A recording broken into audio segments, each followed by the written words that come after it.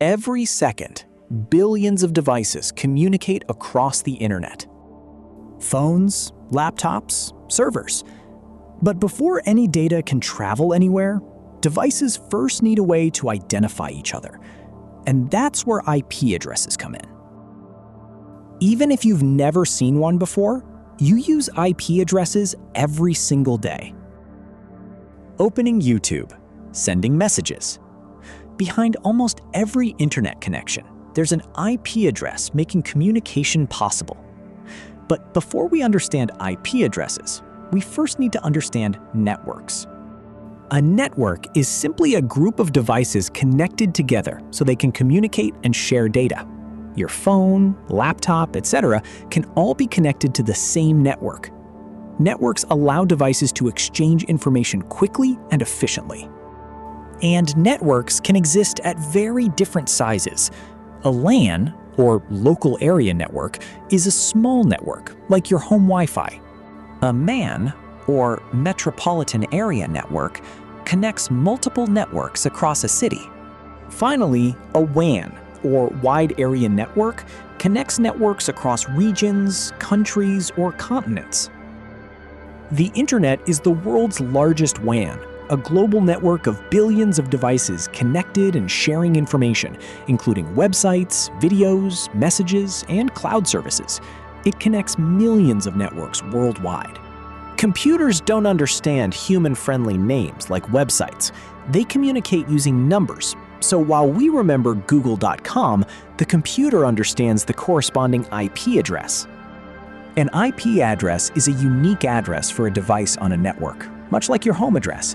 It allows other devices to reach it, making it the unique identity for computers in the internet world.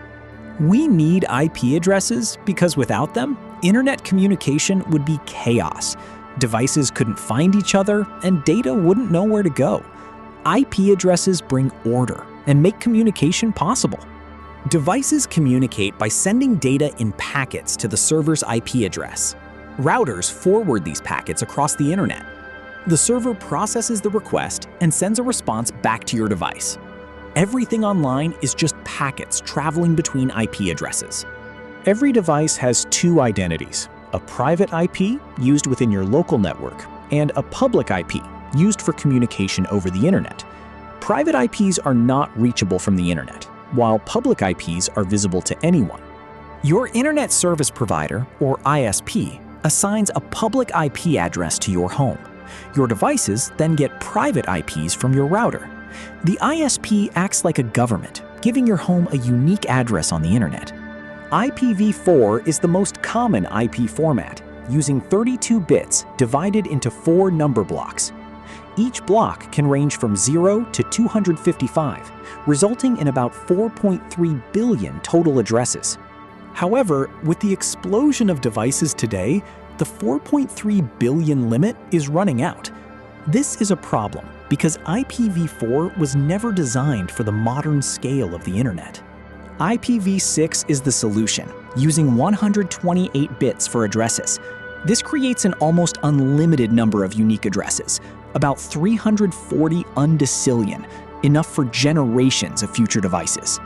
When you type a website name, your device asks a DNS server for the corresponding IP address. Once the IP is found, your device connects to the server and the website loads. This is how the internet works.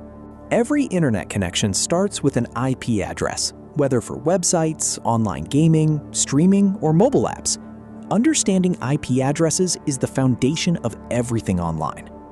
Next, we will understand how DNS actually works.